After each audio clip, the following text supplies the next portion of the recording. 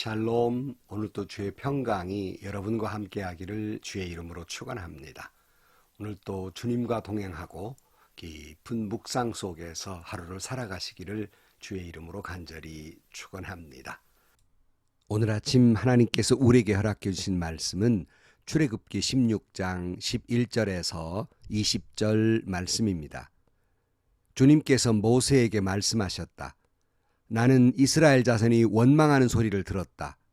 너는 그들에게 너희가 저녁이 되면 고기를 먹고 아침에는 빵을 배불리 먹을 것이다. 그렇게 될 때에 너희는 나 주가 너희의 하나님임을 알게 될 것이다 하고 말하여라.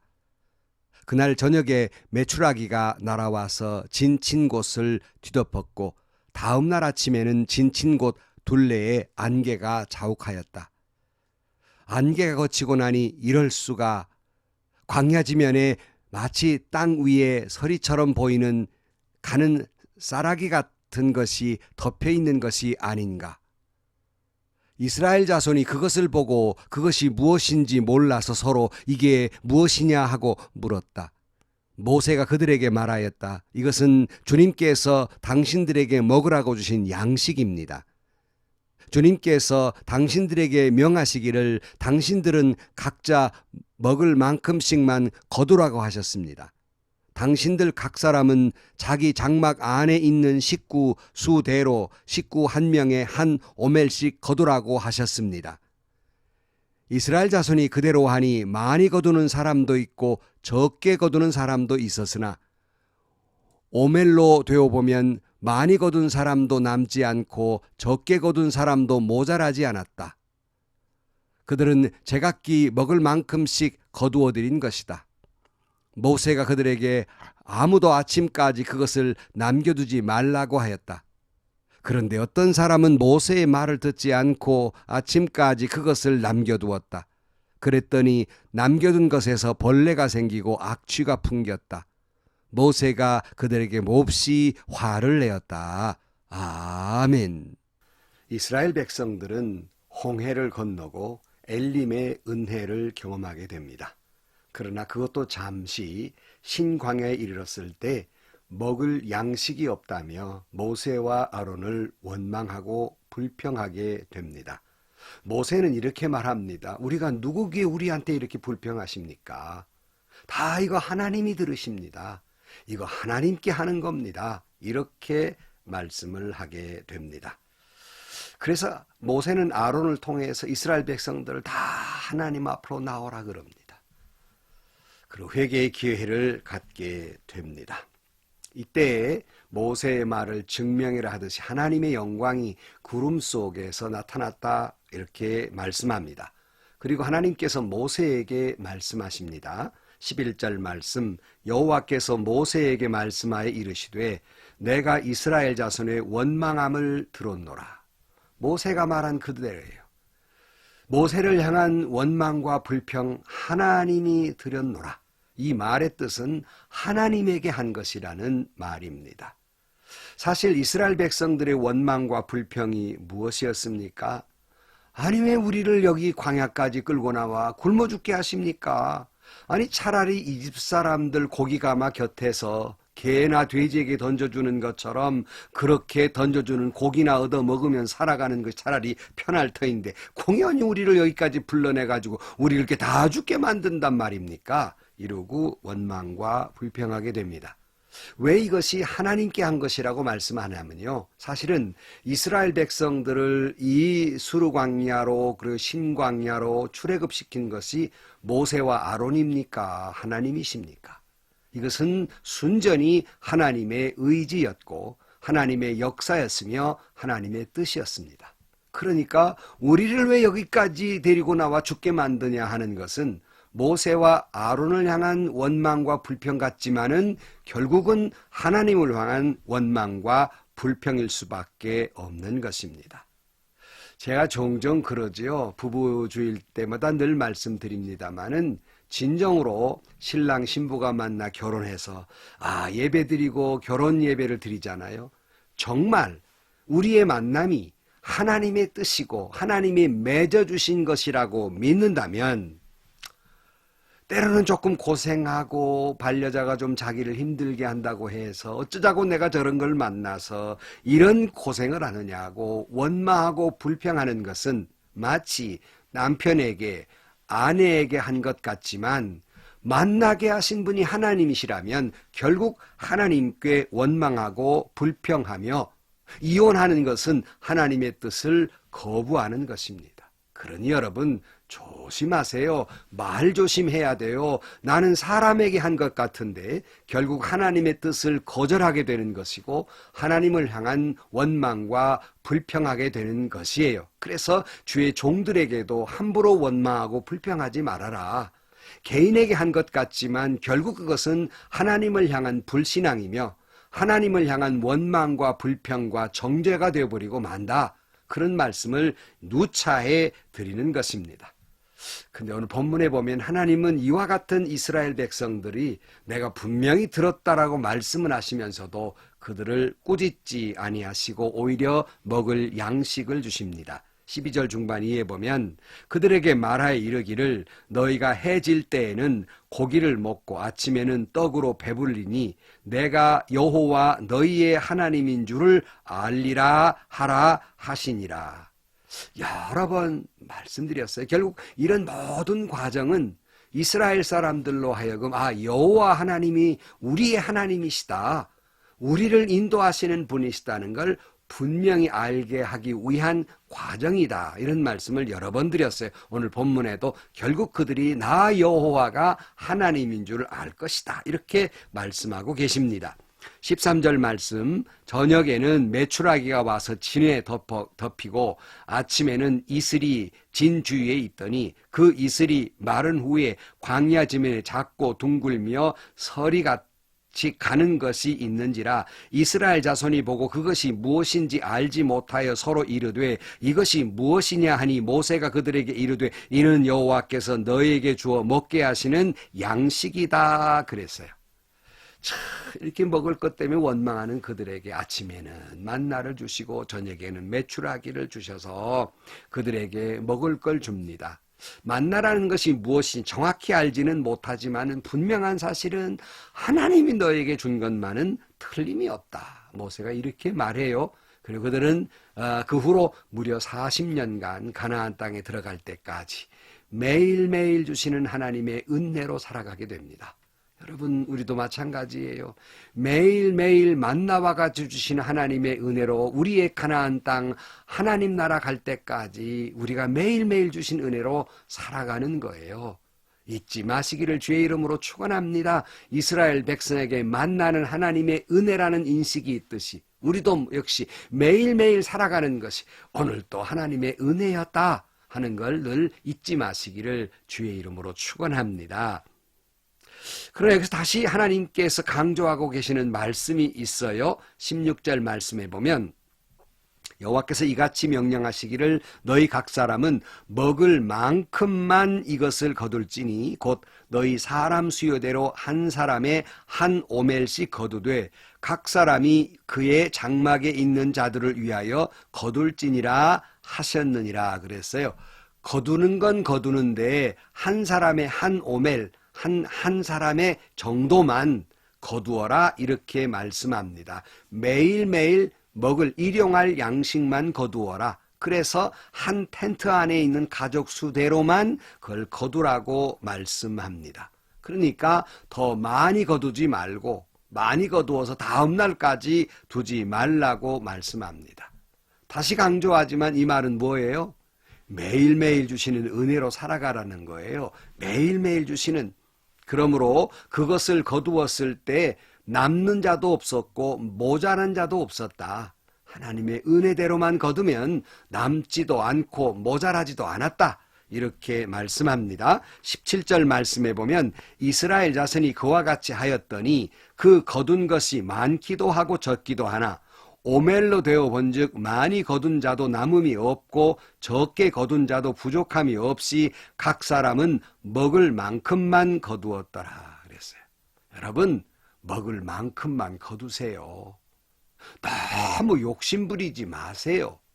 하나님은 저와 여러분에게 무엇이 필요한지, 얼만큼이 적당한지를 잘 알고 계시고, 여러분 잊지 마십시다. 내 보기에는 늘 부족하고 좀 더 있었으면 하는 생각이 있지만, 하나님이 이만큼 채워주신 것은 내게 가장 적당한 양식이기 때문이며, 하나님이 이만큼 채워주신 것은 내가 가장 적당한 물질이기 때문이에요. 물론 우리 인간적인 생각에는 남들보다 더 많이 갖고 싶고 더 풍요롭고 더 편안하고 싶지만은, 하나님이 보실 때 내게 이것이 가장 적절하기 때문이라는 것입니다. 인간적으로는 불평할 수도 있지만은 하나님의 뜻이 그거라는 거예요. 하나님은 저와 여러분이 얼만큼 필요한지를 꼭 알고 계시다고 마태복음 6장 8절 말씀에 주님이 그렇게 말씀하십니다. 그러므로 그들을 본받지 말라. 구하기 전에 너에게 있어야 할 것을 하나님 너희 아버지께서 아시느니라. 다 우리가 무엇이 필요한지 다 알고 계시고 현재 내게 있는 모든 공급의 원천은 하나님이십니다. 하나님은 우리의 필요를 다 아시기 때문입니다. 그러기에 우리에게 하나님의 공급해 주시는 은혜가 있기에 매일매일을 살아가는 거예요. 예컨대 우리가 살아가는 능력도, 우리에게 있는 건강도, 우리에게 있는 일터도 다 하나님의 은혜예요. 우리에게 있는 모든 것은 그 원천은 하나님의 은혜였음을 잊지 마시기를 주의 이름으로 축원합니다. 하나님의 자녀는 하나님의 자녀의 삶의 모든 공급의 원천, 그것은 하나님으로부터 오는 것을 인정하고, 그러기에 내 마음대로 내 뜻대로 사는 것이 아니라 하나님의 말씀대로 믿고 순종하는 법을 배워야 하는 것입니다. 여러분, 매일매일 하나님이 나에게 필요한 만큼 주시고 그만큼 거두라고 말씀합니다. 그렇게 말씀하셨는데도 꼭 사람들 중에는 불순종하는 사람들이 있어요. 과욕을 부르는 사람들이 있어요. 19절 말씀에 보면 모세가 그들에게 이르기를 아무든지 아침까지 그것을 남겨두지 말라 하였으나 그들이 모세에게 순종하지 아니하고 덜어는 아낌없이 두었더니 벌레가 생기고 냄새가 난지라 모세가 그들에게 노하니라 그랬어요. 너무 아침까지 남겨둘 만큼 과하게 거두지 말라 그랬는데도 불구하고 또 말을 듣지 아니하고 욕심부려 그렇게 놓았지만은 그것이 악취가 났다 그랬어요. 여러분, 일용할 양식만 거두려고 그랬더니 욕심을 냈던 거예요. 하루 분량에 만족하지 못하고 탐욕스러움 때문이었어요. 여러분, 이것 때문에 오늘 지구촌도 악취가 나지 않습니까? 지구촌에서 그 한 해 동안 거둘 양식 양을 그대로 모아보면 지구촌에는 모든 인류가 먹고도 남을 만한 양식이 된다고 그래요. 그런데 왜 그렇게 사람들이 기아가 많은 줄 압니까? 그 부자 나라, 부한 곳에서 그걸 다 욕심껏 몇 년씩 쟁여놓고 그걸 욕심부리기 때문에 썩어 나가도 그것을 계속해서 킵하고 있기 때문에 한쪽에서는 굶어 죽어가요. 여러분, 4초마다 한 어린아이씩 굶어 죽는다는 것이 이 지구촌의 현실이고 이 악취가 나는 거예요. 탐욕스러운 정치인들 때문에 이 악취가 납니다. 전쟁이 끊임이 없어요. 탐욕스러운 경제인들 때문에 이 악취가 납니다. 권력가들 때문에 이 악취가 나요. 빈부의 격차가 심해져요. 옳지 않는 거예요. 이 탐욕스러움 때문에, 물론 정치의 잘못도 있지만 우리의 탐욕스러움 때문에 있어야 할 집이 없는 사람들이 늘어나는 거예요. 몇몇 정치인들에게만 욕하지 마십시오. 물론 정책의 잘못도 있겠으나 분명한 원천의 원인은 인간들의 욕심이에요. 탐욕스러움이에요. 재미있는 이야기를 하면요, 목사님, 장로님들 모인 곳에서 예를 들어 100명이 모였잖아요. 100개의 빵을 배분하면서 목사님들, 장로님들 이거 딱 숫자 맞췄습니다. 더 가져가시면 안 돼요 해도 끝에 가면 꼭 모자라요. 부끄러운 일이죠. 왜 꼭 한두 명은 그런 사람이 생기는지 몰라요. 물론 이 자리에 안 나온 사람 때문에 뭐 그 사람 몫을 챙겨서 뭐 이랬으리라고 봅니다만은 꼭 이 탐욕스러움이 있곤 합니다. 이 이야기는 다른 나라 이야기가 아니고 다른 무슨 목사 장로 이야기가 아니라 바로 나의 이야기이고 우리의 이야기예요. 언젠가 김혜자 씨의 글도 보니까 그런 글이 있었습니다만은 저도 월드비전을 통해서 시에라리온에 간 적이 있어요. 그곳에 가서 정말 부모 없이 사는 아이들 얼마나 무섭겠나, 얼마나 슬프겠나, 정말 그들을 위해 가슴 깊이 울려 나오는 눈물로 기도할 수밖에 없었어요. 그러나 이내 너무나 피곤한 일이었지만 촬영도 하고 밥도 제때 못 먹고 그 어려운 길을 가면서 호텔방에, 물론 냄새나고 벌레 있는 호텔방이었지만 호텔방에 들어와 그저 그래도 좀 폭신한 침대에 누워있는 내가 너무나 미웠습니다. 정말 내 자신이 참 위선적이다. 조금 전에 울어놓고 이제 와서 나는 편안함을 취한 것이거든요. 이게 인간이에요. 인간의 탐욕스러움이에요. 인간의 위선적인 모습이에요. 이건 남의 모습이 아니라 바로 우리의 모습이고 나의 모습입니다. 모세는 크게 노했습니다. 아마 그들의 탐욕스러움에 노했을 겁니다. 이들의 탐욕스러움은 어디서부터 출발해요? 하나님에 대한 신뢰가 없었던 거예요. 분명히 내일 아침 또 주겠다고 이 얘기했는데도 불구하고 몰라. 내일 아침에 또 없을 수도 있어. 미리 준비해야지. 준비하는 게 잘못인가? 이렇게 많이 아마 그들이 거두었으리라고 생각해요. 내 손에 쥐어야만 그저 안심하는 인간의 탐욕스러움 때문이고 이것은 하나님께 대한 불순종, 불신앙이었습니다.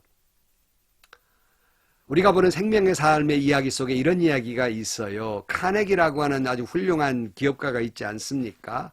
그는 전 재산을 인류를 위해 다 내놓은 사람이에요. 그의 책 부의 복음이라는 책에서 그는 이런 말을 하고 있습니다. 부자인 채 죽는 것을 부끄럽게 생각하라. 이건 부끄러운 일이다. 여러분, 우리나라 많은 부자들이 들어야 해요. 많은 기업가들이 들어야 해요. 부자인 채로 죽는 건 부끄러운 일이에요. 그 탐욕스러움은 부끄러운 일입니다. 그것도 카네기 이야기만이 아니라 우리나라 부자들 얘기만 아니라 우리 한 사람 한 사람을 향한 부끄러운 얘기예요. 오늘 또 여러분 말씀을 마치면서 하나님이 주신 일용할 양식, 매일매일 주신 은혜에 감사하면서 내 본능처럼 자리하고 있는 이 악취나는 탐욕스러움을 버리고 하나님의 말씀대로 순종하고 주신 은혜에 감사하면서 낮은 자리, 작은 자리에 있는 사람들에게 나누어 주면서 하나님의 축복과 은혜를 전하는 축복의 통로가 되는 저와 여러분들이 되시고 그 과정을 통해서 하나님의 더 큰 은혜, 더 주시는 축복을 받는 저와 여러분들이 되시기를 주의 이름으로 간절히 축원합니다. 기도하시겠습니다. 지구촌의 신음소리는 기아와 전쟁 그리고 자연재해는 인간의 탐욕의 결과임을 너무나 잘 알고 있으면서도 저희들은 여전히 그 탐욕스러움을 놓지 못합니다. 하나님, 우리에게서 이 탐욕스러움을 거두어가 주옵소서. 이 악취나는 이기주의를 거두어가 주옵소서. 매일매일 주님이 주시는 은혜대로 이게 가장 내게 필요한 양식을 깨달아 감사하면서 때로는 부족도 느끼고 결핍도 느끼지만 그래도 하나님이 가장 적절한 은혜를 주신 줄로 믿고 감사하면서 예수님의 이름으로 기도하옵나이다. 아멘.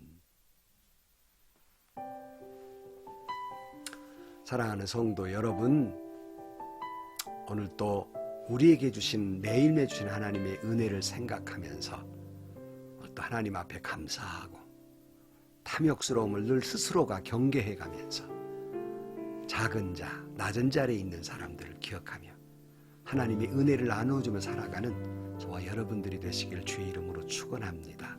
바로 그때가 내 손에 움켜 쥐었던 것보다 훨씬 더 행복하고 훨씬 더 큰 은혜를 누리며 살아가는 비결입니다. 오늘도 그렇게 살아가시기를 주의 이름으로 간절히 축원합니다.